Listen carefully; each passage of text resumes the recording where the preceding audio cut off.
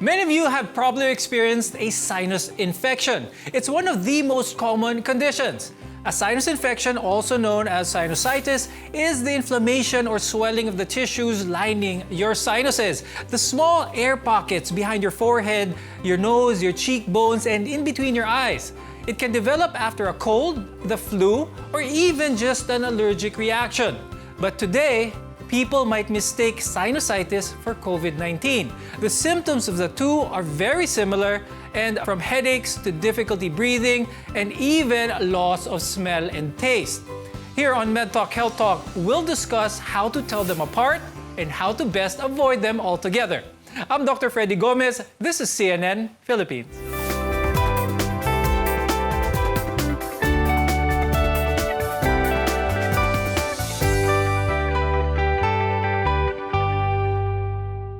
Sinusitis and COVID-19 are two conditions that have very similar warning signs. Today, we'll help you tell the difference. We'd like to welcome our guests for today. With us is Dr. Paulo Catindig. He's an ENT head and neck surgeon and rhinologist from the Makati Medical Center. Also with us is Dr. Elmer Angus. He's a family medicine specialist and past department head of community and family medicine at Manila Doctors Hospital. Ngayon, bago natin pag-usapan ang pagkakaiba ng sinusitis at COVID-19, pag-usapan muna natin kung ano ba talaga ang sinusitis.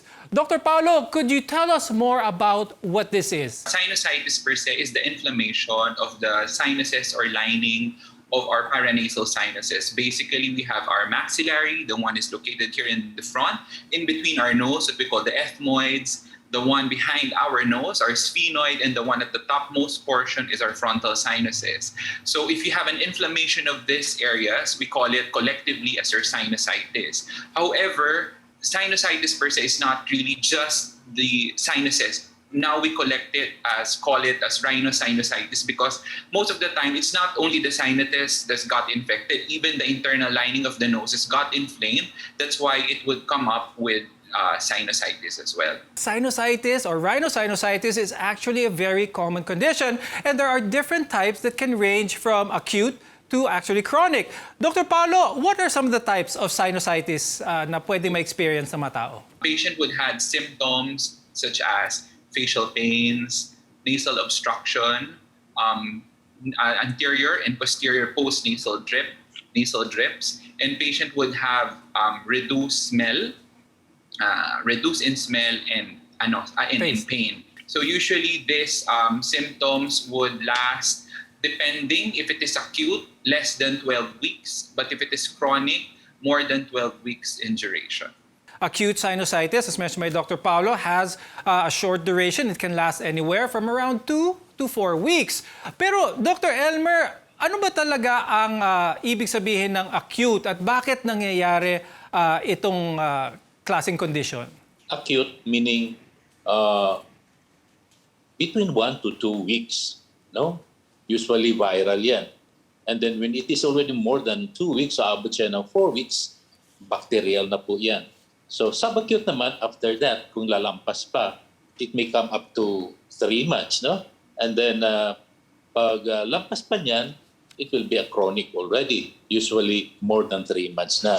I'd like to focus for this episode on the acute rhinosinusitis because dito pwede magkaroon ng similar symptoms with that of COVID-19. Dr. Paulo, when it comes to acute rhinosinusitis, let's remind our viewers again kung ano ang pwede nilang maramdaman. For acute rhinosinusitis, patient can have, again, nasal obstruction, facial pains, nasal discharge. Patient can also have loss of smell, decrease in sense of smell as well. So let's talk a little bit more about some of the conditions that could develop into a sinus infection. But I'd like to talk about certain things. For that matter, a deviated nasal septum or ito yung pagkatabingi ng ilong, hindi siya diretso. Dr. Paulo, how can this contribute to someone having acute rhinosinusitis? When we look at the patient's CT scans, some patients would complain of, again, nasal congestion, some patients would not. But in reality, hindi naman talaga siya diretsong-diretso. There are some instances that your nasal septum can be really deviated. It's really the degree of the deviation that would cause the nasal obstruction the symptoms of the patient. Kapag sobrang deviated, dun lang. Some patient would have some trauma. For example, pag karoon ka ng trauma, nabangga, yung iba biglang mababali either yung septum or magkakaroon ng nasal bone fracture. So the deviation can trigger bigla na lang, Dok, biglang nawalan ako ng pang-amoy. Are nasal polyps the same as polyps found in other parts of the body? How can this contribute to rhinosinusitis? So nasal polyps are inflammatory tissues that that got engorged. Actually, there's really no specific reason until now on why these polyps would come, but most of the time it is correlated because of chronic inflammation. That's why we consider nasal polyp formation as a chronic problem as well. Now, Dr. Elmer, kapag ang pasyente pumunta sa inyo at nagreklamo ng mga ganitong klaseng simptomas, are there any signs and symptoms that would make you immediately say that this is a case of rhinosinusitis as opposed to other possible diseases such as COVID-19? There are symptoms that you can really pinpoint na yung rhinosinusitis mo ay hindi COVID, no? One of that is yung gastrointestinal symptoms like diarrhea, no? Wala namang diarrhea ang sinusitis. Aside from that, you are going to have body aches and pains, and especially kung prone na talaga siya sa COVID, no? Positive na. And then you will develop what we call shortness of breath or tawag namin SOB. And magkaroon ka na ng loss of smell or tastes. Now, when we return, more telltale signs of sinusitis and how we can tell them apart from COVID-19 symptoms. Keep it here on MedTalk Health Talk. You're watching CNN Philippines.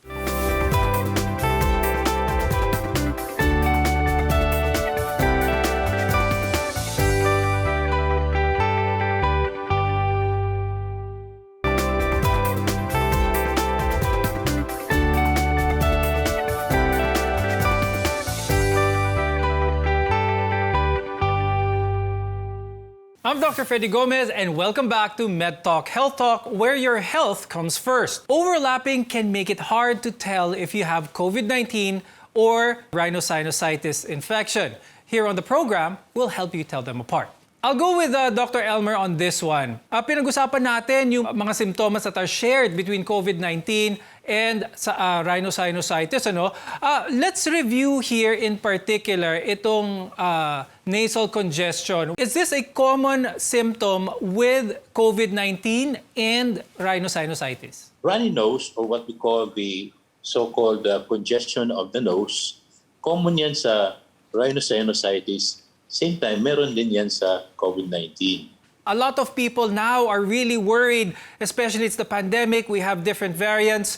Any sort of symptom may make them think that it is already COVID-19. I'll go with Dr. Paulo on the next one. And it's quite common nowadays that people with COVID-19 say that they lose their smell, as well as humihina or nawawala yung panlasa nila. And this is also a shared trait with someone who is experiencing rhinosinusitis. But Dr. Paulo, can you help us distinguish how one would think of one disease as opposed to the other? For patients with sinusitis, more likely patients with chronic rhinosinusitis. So patient even before the advent of COVID-19, even pre-pandemic, patient would always complain of, Doc, lagi naman akong sinisipon eh. Tapos the patient would tell us, Doc, paulit-ulit, tas laging nawawala yung pangamoy ko, babalik, nawawala, bumabalik. No? So that's one category that clinically, more likely, the patient had chronic sinusitis even before.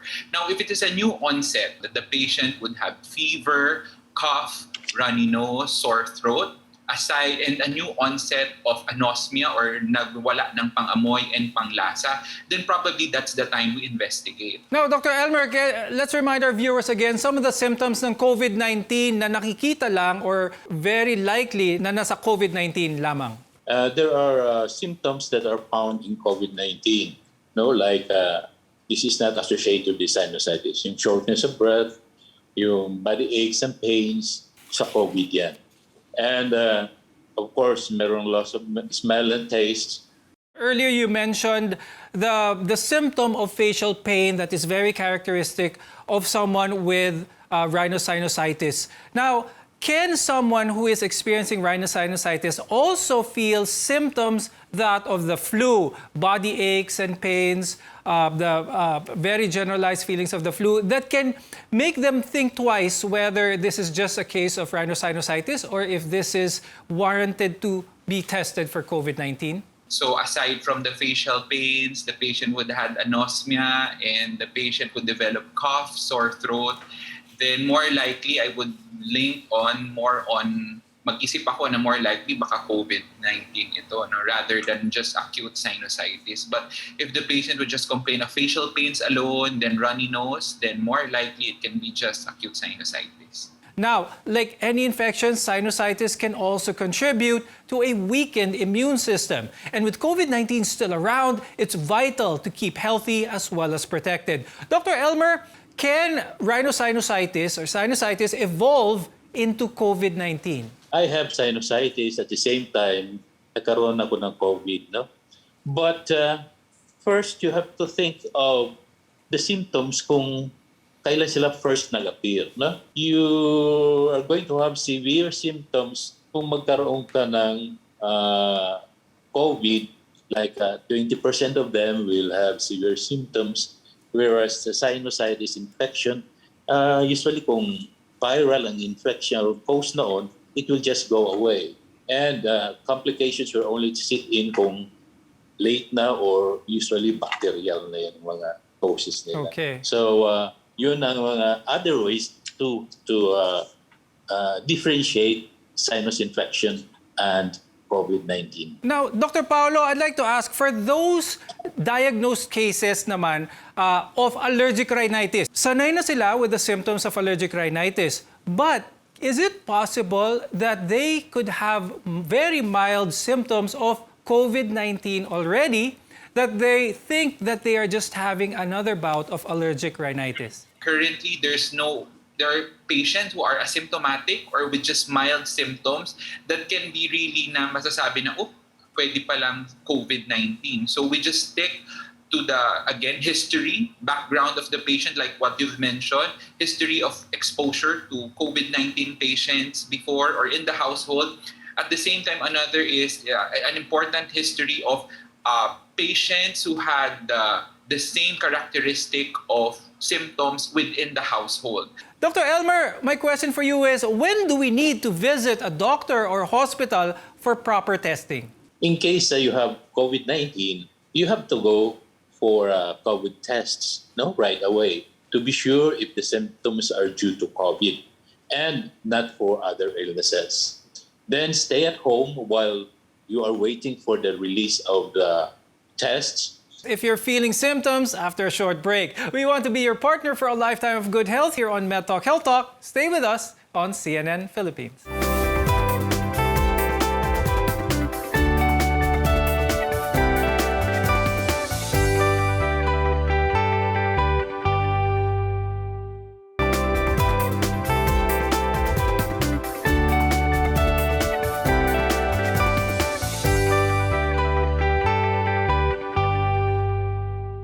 I'm Dr. Freddy Gomez and glad to have you back on MedTalk Health Talk. While sinusitis and COVID-19 have very similar symptoms, treatment for each is also very different. Today we'll discuss what to do if you think you have either condition. Now, we've mentioned that symptoms of sinusitis usually go away on their own, and 70% of people actually recover from rhinosinusitis without the use of prescription medications. But if you have sinusitis and your symptoms are disrupting your day-to-day, there are some home remedies that can help. Dr. Paolo, can you give some of your tried and true home remedies to our viewers? Sinusitis, and most of the time it's viral. So you can buy actually your over-the-counter nasal decongestants at times. No? It's also helpful as well. Then increase your immune system, like taking your vitamins regularly. It's also an important factor also. And make sure to stay well hydrated, rest, and drink a good bowl of soup. These natural remedies can help your body fight the infection. But when your sinusitis is caused by a bacterial infection, antibiotics is usually recommended to relieve some of the symptoms faster. Dr. Paulo, when it comes to antibiotic use, when is this needed? How is this used? And can our viewers self-medicate on their own? Your ENT doctor might request for a nasal endoscopy, or they would check the inside of your nose. So aside from the usual, the typical symptoms of facial pains and discharge, your doctor wanted to check the patency of your osteomiatus or your meatus, and then check if there is pus running down on it. So kung may nana na lumalabas na doon sa loob ng ilong, more likely this is bacterial in nature. That's why we start on patients on antibiotics already. I would really not advise patients on the early phase of their disease to start agad ng antibiotics. No? So if you had symptoms of more than a week and the pain is there and you would see yellowish discoloration of your discharge, then probably that's the time you go and seek to your nearest health clinician and have it checked. Now, Dr. Paulo, pwede bang umabot sa punto na surgical na ang treatment na kailangan for rhinosinusitis? So for chronic cases of sinusitis and patient who had nasal septal deviation, nasal polyps, and for kids with chronic rhinosinusitis, you usually advise for surgery already, like what we call the functional endoscopic sinus surgery. And we remove the polyps or the obstruction that causes the inflammation of the sinuses. Then during the surgery, we clean already the sinus areas. Now, going back to COVID-19, there are many disputed claims on how to treat it, from antiviral medicines to active vaccines. But we can't stress enough that testing for the virus and consulting your doctor are the most important first steps before treatment. Now, Dr. Elmer, can you walk us through what we need to do if we suspect that we have COVID-19? One, you can do the test for COVID. Number two, while waiting for that, you quarantine yourself. No? Ito kasi tinatawag nating patient focus, no? Na management. No? So we have to let him be quarantined and then wear masks, no?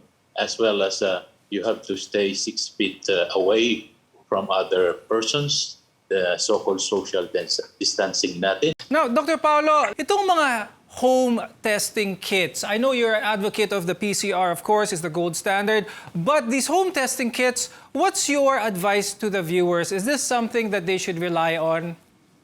Well, actually, there is some guidelines already released by the Department of Health regarding to this rapid antigen test kits. And I think they released 3 accredited rapid antigen testing kits that is readily available for use.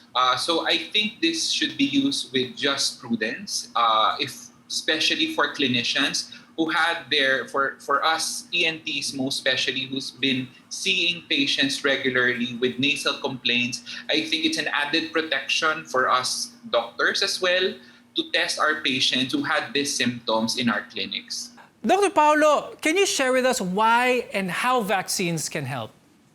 So for these vaccines, again, for those patients that doesn't have the infection, hindi pa nagkakaroon ng infection, our goal is for us to be inoculated with the virus, no, yung dead virus na tinatawag natin. So for us to develop the antibody against this virus. While COVID-19 is still very much around, protect yourself and your loved ones from it, as well as sinusitis and many other diseases by following the standard safety protocols. Wash your hands frequently, wear a mask, and practice proper social distancing. Those are the basic ones, but they are still very important. I'd like to thank ENT head and neck specialist and rhinologist Dr. Paulo Catindig and family medicine specialist Dr. Elmer Angus for being with us on today's episode. We hope our conversation was very helpful to our viewers.